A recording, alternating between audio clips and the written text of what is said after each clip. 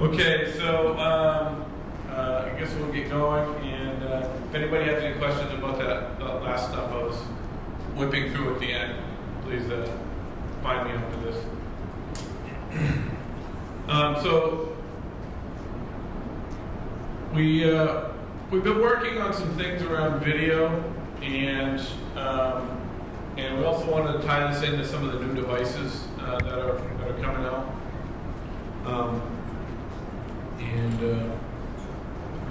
So you're going to have myself and Josh and Sean and Ernesto. Sorry, I didn't know you guys were going to be here because somebody had stuff stuck in their outbox. We won't say who, but it rhymes with Ernesto.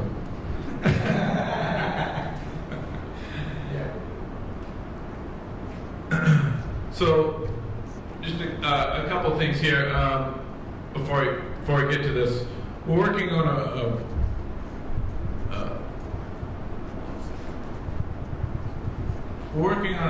a few things currently.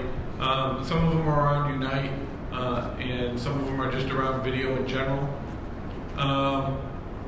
The media engine that we use is FreeSwitch, and it has the ability to do some video. So a couple of the pieces that we're working on getting going are the video conference bridge, which doesn't have any multiplexing capability, but it can switch between active callers. Okay, so kind of equivalent to what Microsoft is delivering with their video capability and Link. It can just switch to the active caller, and that's what we're trying to get going in Link. And in fact, if you install Update 3 under somebody's conference bridge settings, you'll see an experimental tab in there for a checkbox to enable video for that person's conference bridge. But there are some things you have to do on the back end to add the video codecs in. The other piece that I think we'd like to turn on in FreeSwitch is the ability to leave video voicemail. Okay, so this is pretty easy to do, and we're just again working on those video components and the codecs and whatnot for FreeSwitch. So with all these new video phones, wouldn't it be nice when you call somebody to be able to leave a video voicemail? So I think that'll be one of those things that'll be easy to do. I know the Europeans are going to freak out about it because they don't even like to leave voicemail. So that will be quite interesting. Wait till they have to leave a video voicemail. So we're going to talk here about some of the new devices that are helping make video as easy as kind of pushing a button. We'll talk about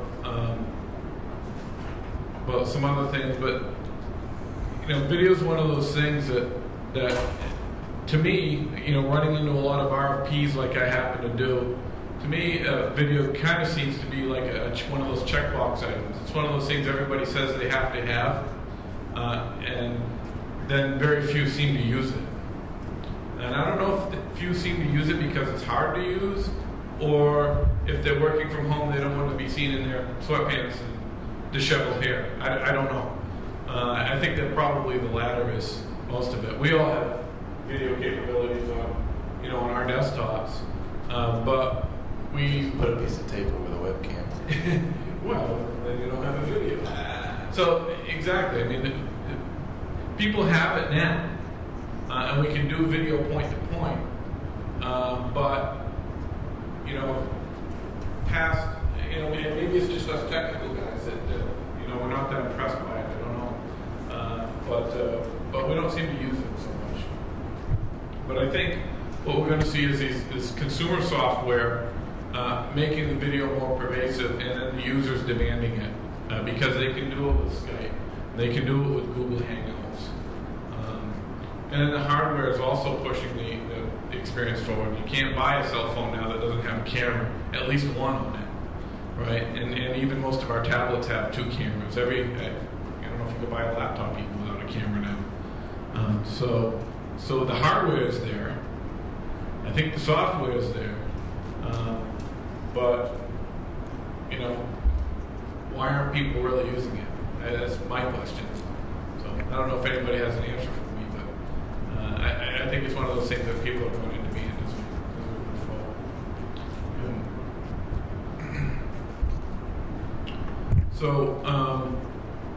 So we've used the Polycom devices for quite a while, and one of the things that we've been doing this year is working on a lot of other devices. Josh is going to talk about the GrandStream stuff that he's done. The GrandStream folks can talk about it a little bit.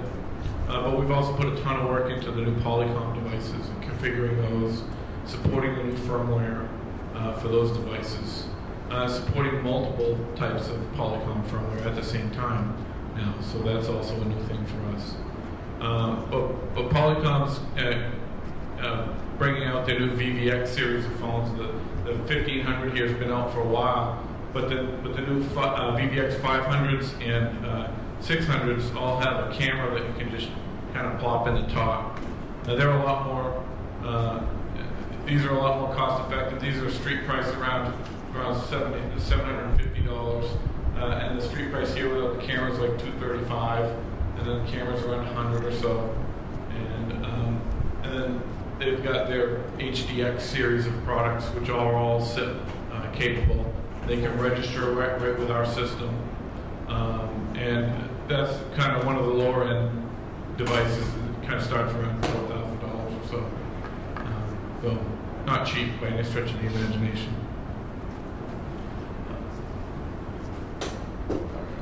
So, yeah. The presence works with ADX.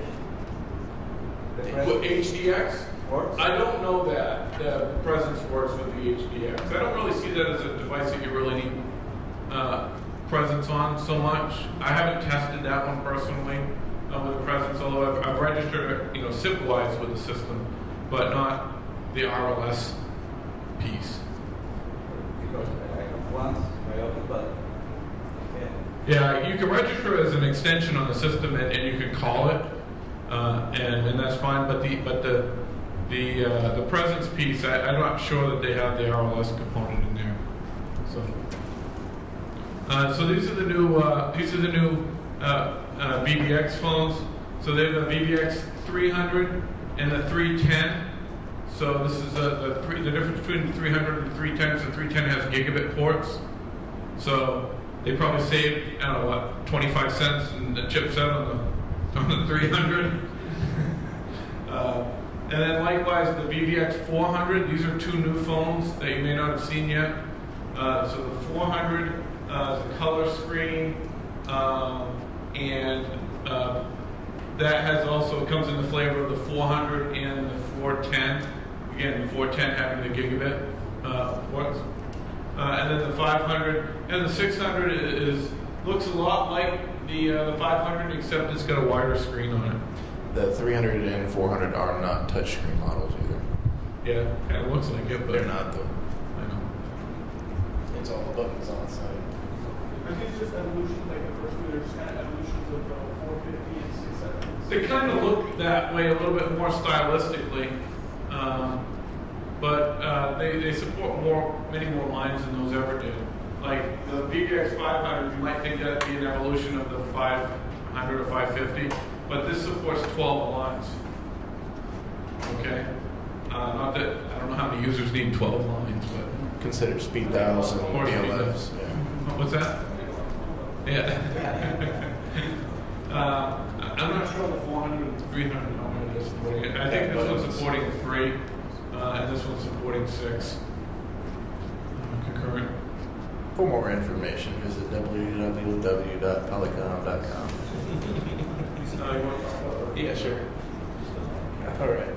So, in addition to the Polycom models, we're now in the process of certifying with GrandStream. They have 2 video models, current video models. The GXV 3140 and the GXV 3175. The GXV 3140 is not a touchscreen. It is a video phone that can support all the standard codecs, and they interrupt with all of the other video devices like Polycom. The 3175 is a touchscreen 7-inch, basically like a tablet with a handset. Has all the functions you would expect out of a tablet. Can do widescreen video in addition to standard video resolutions. Now, a lot of you may have in the past seen the Grandstream 3000 GXV. I don't think that one's made anymore. The other 3000 series are all end of life. Grandstream's kind of turning over a new leaf when it comes to all that. And then a few more of the new models. Might just put two of them on here. I'll go through a few of them for you. The 1160 is kind of their budget bottom barrel model. It's is the 1160 HD. Yeah. I think all the new models, as far as I know, have G722 HD codecs. And the 1160 is the equivalent, basically, of a Polycom 331, except it has HD in it. There's no backlight on the display. If you want a 335 equivalent, you'd go up to the 1450 model. And then some of their newer models that have BLF keys on them are the GXP 2100 that has 7 BLF keys on it, and has 4-line capability. And basically, all the new Grandstream models are supported. Now, the one that kind of caught everybody's eye was the 2200. It has Android 2.3 on it, which is kind of a new thing in the voice over IP handset field. And it's the first one that's really within grasp of anybody that has a budget they have to adhere to. Because if you look at any other Android phone, like the Cloud TC, like a $500 Android phone, nobody's going to pay that. So this is kind of the first first decently priced Android phone that's hit the market. And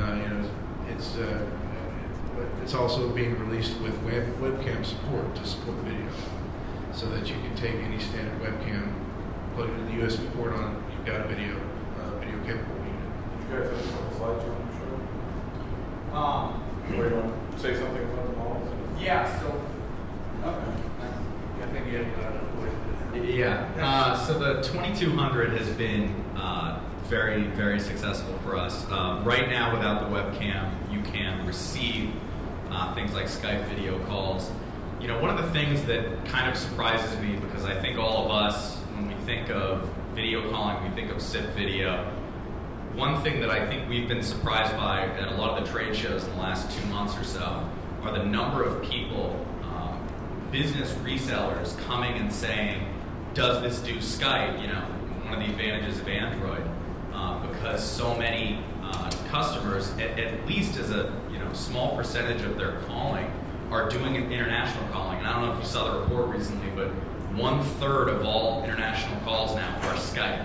Now, not all of that is video, but that's really pushing up there. So to have that kind of availability thrown in has been very beneficial to us. But on the webcam side, we have Feature Pack 2 coming out that Ernesto and his team has been testing, and we now have the ability to do webcam support through USB, several new Android updates as well that have really pushed it out. But one of the things that we liked the most about the 2200 as our first Android product was we were able to keep the cost down by not having a camera built in, but then obviously the ability to use USB for the customers that wanted it. We're seeing more and more customers going to video phones and doing video calling. And as that continues, obviously, the advantage of having a lower cost unit and then expandable, and obviously one of the Polycoms you showed as well, gives that advantage. But for us, being able to have an Android phone with a street price of around $229 that can do all of that was a big deal for us. So. Do you want to talk any on your other video models? Sure. So the 3140 that we have up there is actually, so our other phones, and we have our 3175 at our table, so you're welcome to come over see that and our Android phone. Our 3175 is Linux-based, even though it looks a lot like Android as well. We updated it recently and actually put a newer, faster chip in it, integrated Wi-Fi into it as well. So it's actually version 2 of the 3175, and also PoE. Our 3140, again, we updated that as well. Linux-based and Skype certified for video calling. So again, for end users that are going to be doing Skype almost exclusively, our 3140 is still the phone of choice for that. But Linux-based, so again, open source, a little bit different than Android. But we've seen a lot of, I can't underscore the reaction we've gotten to our 2200. And one of the big differences between ours and Cloud TC, there are only three or four Android models we've seen out there entirely. To our knowledge, we're the only one that has actually open Android, and by that you can download Google Play and then download any app you want. Cloud TC and some of the others, you have to download to your computer and you have to TR69 it to the phone, and even from there, those are the apps that they have pre-approved. So to have an open Android system was a big step for us, and we've received a lot of feedback, and obviously open source is very important to GrandStream. Everything we have is either Linux-based or now Android-based as well. No? Good. Thank you, guys. Thank you.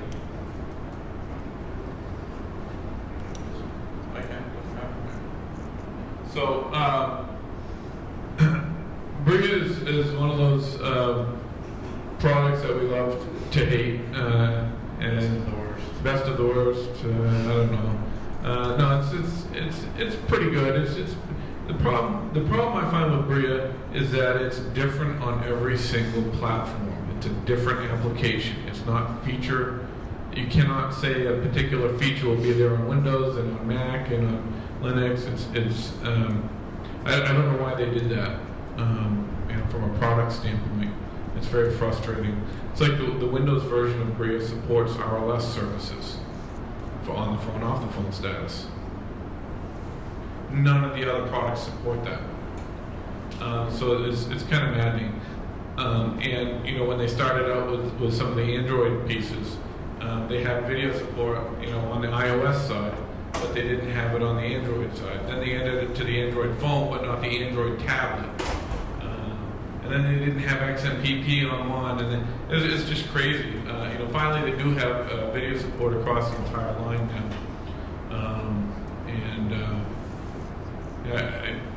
A lot of people use it. It's probably the most popular soft phone out there, but I think once we get Unite V2 out, we won't care so much about it.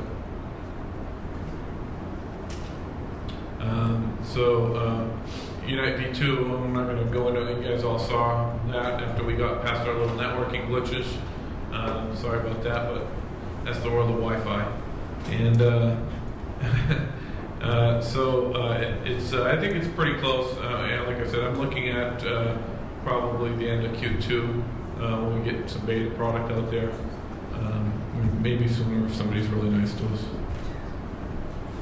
I really think the WebRTC stuff is really, I think that's really going to push the video even more, make it easier and easier. We're seeing Google now announced on Android that WebRTC is available in Chrome for Android now. So we're just going to keep seeing that roll. The key is going to be for us getting our SIPX SBC built so that we can terminate the WebRTC stuff and pipe that back into SIP. Because that's the glue that's not really there with all the WebRTC stuff. Is that magic tying that stuff back into your corporate communication system.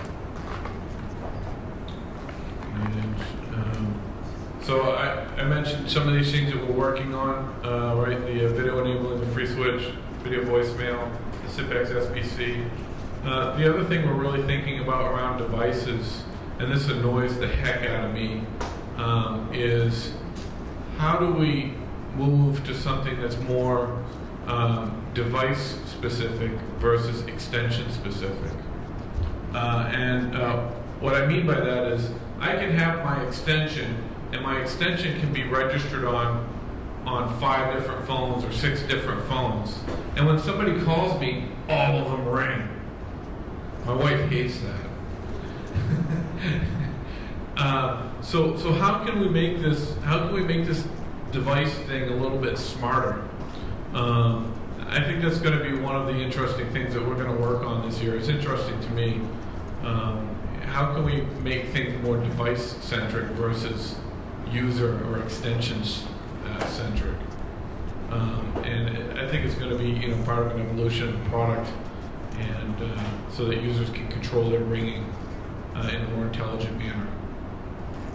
Whether the user actually can do that or not, I don't know. I think that's the risk. I think some of it's going to have to be made as automatic as we can. Devices will have to or the system will have to detect, that a user might be using a device. I'm not sure how that's all going to pan out, but it's something we're definitely thinking about as the product moves forward.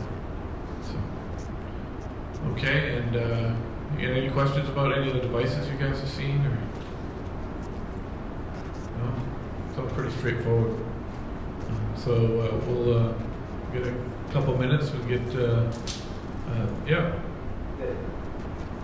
The free switch works like bridge for wiring. For video?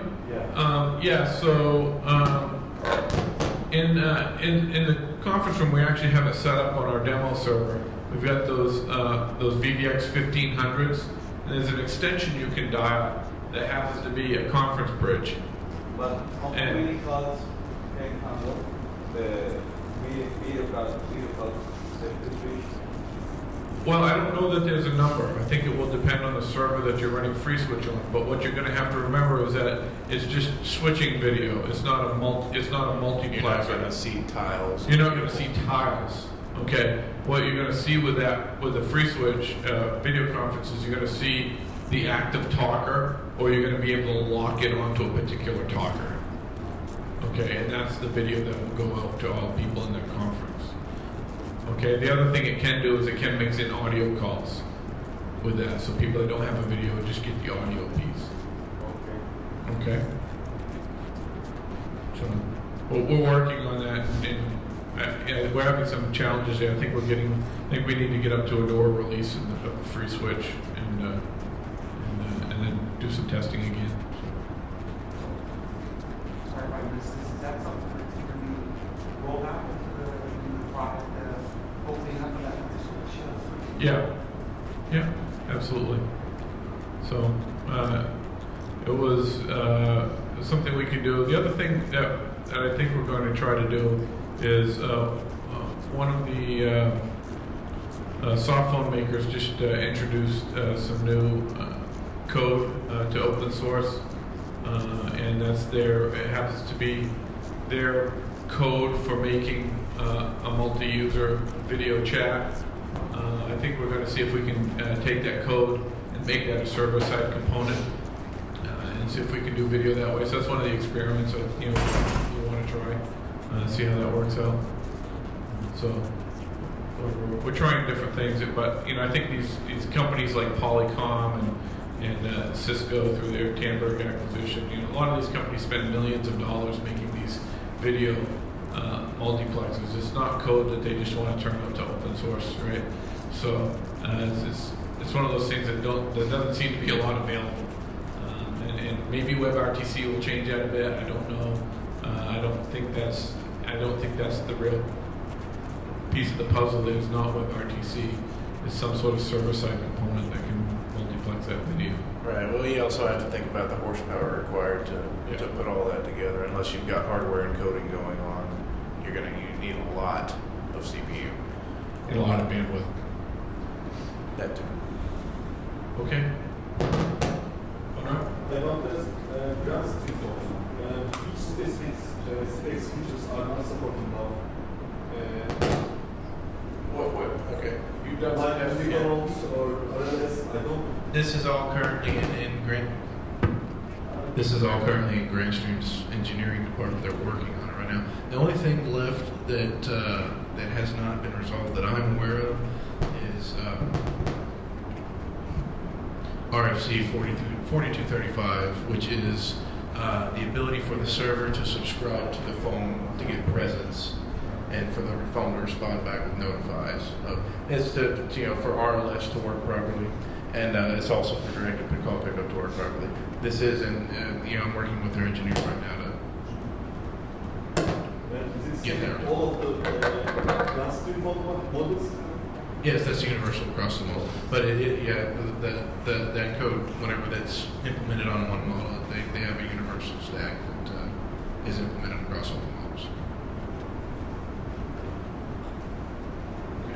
Thank you.